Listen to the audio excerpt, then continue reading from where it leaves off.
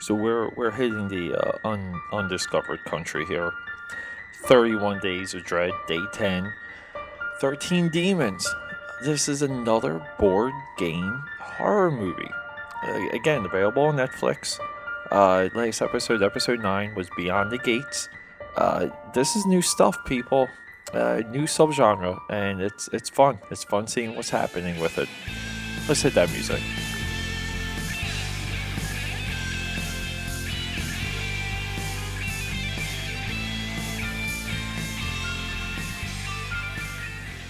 I am I'm recording this at the absolute worst time. Uh, Other than the times I chose to record while the construction workers were doing their due diligence at the this newer unit that's down the hall from me. That's getting completely gutted. Which those were early morning recordings. Yeah, so we're in about 8 o'clock on Saturday, and I got kids playing in the hall and across the hall. Now keep in mind, everything around me is super quiet. It's secluded. It's a secure building that I live in. But kids are kids. So kids just be loud sometimes. It's not that big of a deal, and their stuff just carries. So So I got that, and my phone is literally melting from the Saturday night activity. The typical, what are you doing? Where are you going to be? Blah, blah, blah, blah, blah. And, as everyone knows, I'm doing Dream Warriors. So shut your mouth. No, most likely I will start to get ready, make plans, just kind of go with the flow when I'm done here. But anyway, so this is very very cool back to back episodes here. I've really enjoyed Beyond the Gates, episode 9, and episode 10, where someone else came in with another board game horror movie, and it's 13 Demons. And this was suggested to me by someone that knew I was doing Beyond the Gates, and so it's almost the same independent movie type conversation than the previous episode. So I'll stay away from some of those points. But I don't think I defined the three types of independent movies in day 9. I think I glossed that over real quick. But your three types are, your top one would be the studio. So it's a studio driven, like Fox Searchlight, Miramax for Disney. So it's a studio driven financed independent movie. Okay, and those really became prominent and meaningful post 90s, when independent movies were more of a linchpin when it comes to cinema and entertainment. The middle is most of what we see. The middle are people who have a means of financing, a means to production. They have your pillars of film knowledge. Okay, sound editing. Even some of them even have catered food, and we're most of these were like maybe 3 million and under, 5 million, maybe. The very modestly budgeted movies, usually bigger concepts, sort of thing. Not like Armageddon big concept. I just mean, usually it's a very focused idea. That's really what I should have said, focused. And then the third one is the one I encourage everyone to do, which is you pick up a camera and you just do something. And I think there's so many of these movies out there that are unfinished. And if I could ever do anything with finance and bringing attention, or even cataloging and organizing these films for later completion, These would be the ones that people just get inspired and they want to do something. And those are the true independent movies. They are independent to the core, right to the DNA. Uh, Very few of these movies resonate, elevate, do anything. But my God, are they fun to watch? And they are to be appreciated. And I think I think wrongfully criticized. My friend Tommy Avaluni, who I am Santa Claus is he made that. That's now on Netflix. He was a producer for Ghost Heads, also on Netflix. I don't know if they're available anymore, but they were at one time. He started with a movie called Wasted Apples, and yeah, hell of an effort. One of his intention to make this movie was he just wanted a video of his own that he made on his video shelf with the rest of the movies that he liked and enjoyed. And yeah, so he I think he did that by the time he graduated high school. But he kept going, and yeah, just he keeps kicking ass, making movies. So like we have Tommy Young made the movie. I think he made like it's his New Jersey trilogy. He was very much inspired by Kevin Smith, and these movies are to be loved. They're not to be criticized. They don't exist to be criticized. There is nothing but encouragement that needs to come through these movies because what can come after is meaningful work. And I think some of the movies that I've been touching on recently are they fall right into that first category. Which is let's not be film critics all the time. Let's find these movies. Let's focus on who's making them. Let's find out who these people are and what can we do to help. How can we elevate talent? How can we just look at something and see, wow, there's real strong intent here. There's actually vision. There's a part of a visionary coming through this work. And what do we do? I think that's your responsibility. That is my responsibility. It is part of the role of Dream Warriors. But yeah, so here we go. 13 Demons is a movie. Do I have to say it? Do I have to say it? I'm going to hold on. Let me drink some of my Red Bull Total Zero. Oh, it's a movie you have to watch. Stop what you're doing. Come back at the 8th minute, and I'll pause. Welcome back. Thanks for watching it. Okay, so, wow, that movie could have had a better ending, right? I was looking for a hook on that ending. So, okay, we'll get to that real quick. So, rundown of the story. We have three guys. They find a game. This game is, outlawed. There's rumors about the game. People kind of remember it. They don't remember it. Kind of like Mandela effect. The geekier friend is insisting that all three friends play it because they have to play it because this game is rare. It's an honor to play it. And they start to play the game. They get sucked in. The game possesses them, and they go on a killing spree. And the movie is sprinkled with a detective interrogation type environment. Movie begins that way, strong beginning, and we have some of that sprinkled throughout the movie, obviously ending in that room. So this is mostly a two room movie with three guys. If you take out the detectives, or if you add the detectives, the people in the police room, we're maybe talking 5 or 6 people. 5 or 6 people.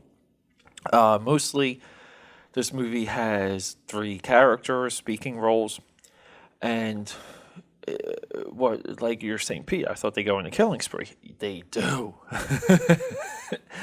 But, yeah, I mean, we use filmmaking tricks, knowledge. We experiment a little, we take a risk, and we have a fun, creative way of not only portraying the deaths in this movie, but the portal the universe, the dimension that they're in, committing these murders. And I just really enjoyed that part of this movie. It reminded me of Bakshi's Lord of the Rings. Of that movie's it's an animated movie, but that movie has an amazing, awesome opening narration that is red background silhouette, black silhouette, and this reminded me so much of that. And pound for pound, the Bakshi opening narration, red sky silhouette, beats the Peter Jackson opening narration or the History of the Ring narration for his live action Lord of the Rings. It's style over substance, in that case, and style wins. Yeah, so maybe it's someone that was influence rolled into this. So we have a couple things that could have been better in this. Just right off the bat, I think the game needed a couple better rules. The game needed to be a little bit more clear on how they were playing it, a little bit more clear on how it related, like the real life stuff related to the game. The game itself wasn't much of a character, not as much as it was in Beyond the Gates. But then again, we're dealing with two separate types of games, different types of portrayals. But this movie, everyone's remaking things right now. Can we just streamline and remake this movie and just plus it out and add to it and add a little bit more running time?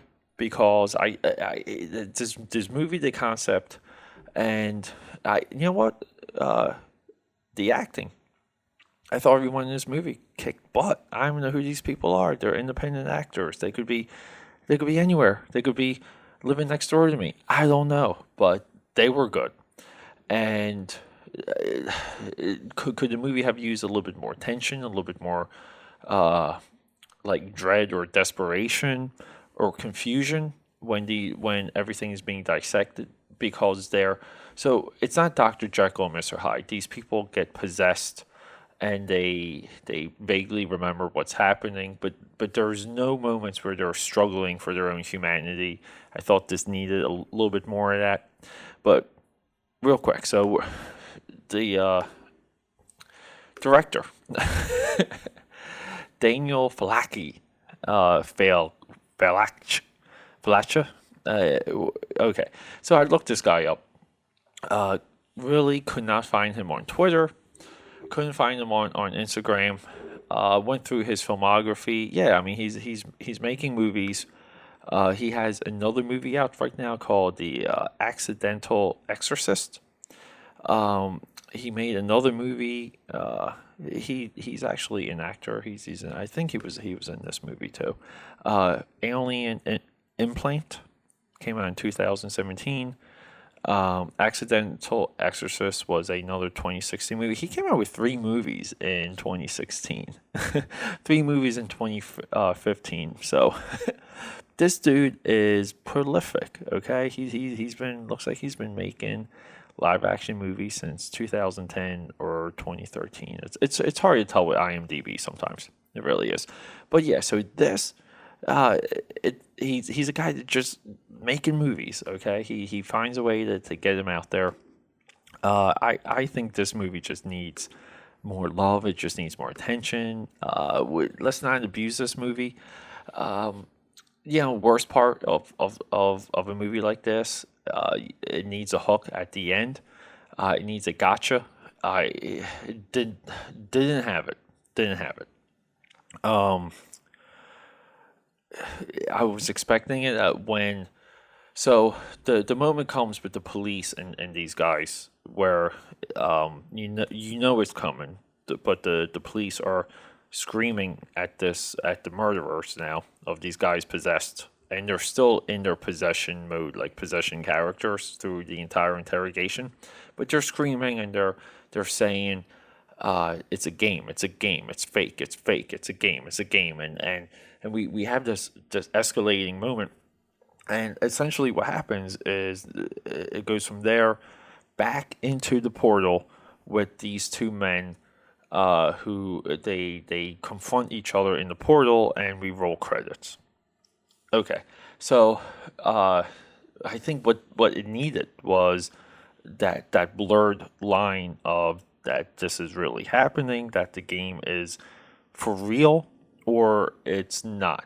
But it needed that wink that this game's for real, and that didn't come off, didn't sell well, fell flat. But like up until that point, like we have something here. We have a limited movie,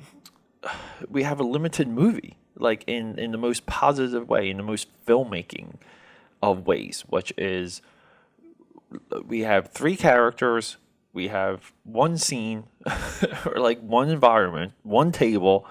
We have just imagine that we're gonna have three guys. We're gonna have three guys at a table. We're gonna have them playing a board game, and we're gonna have a movie. Okay, when I see things like this, I know I get excited because I just see the potential for other individuals, other people out there that want to do this, that want to create, that want to make content, and there's nothing holding you back when you see a movie like this. You can just go out there and you can make a movie. It doesn't matter your limitations. Just use your limitations for you. For make them make them one of your advantages. Make them an asset. And like really, it got me even thinking with Norm. You know, with his like hopes and dreams, and it's just like, wow, man, like Norm, like you're overcomplicating it. Just do it. Just jump out there and make a freaking movie. So 13 Demons, yeah, again, is setting the stage for one of these bigger studios to come in and take this genre over because it has nostalgia. It callbacks to like an industry that is now niche.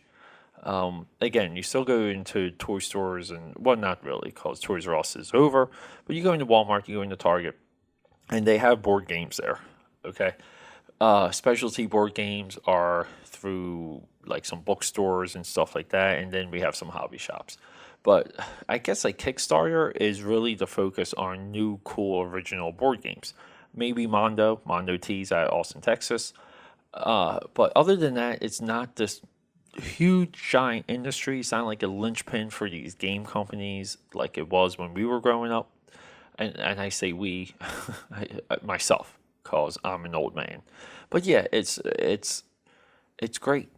It's great seeing this. And I remember when Battleship was coming out. It's like the idea that movie was based on the board game was bonkers.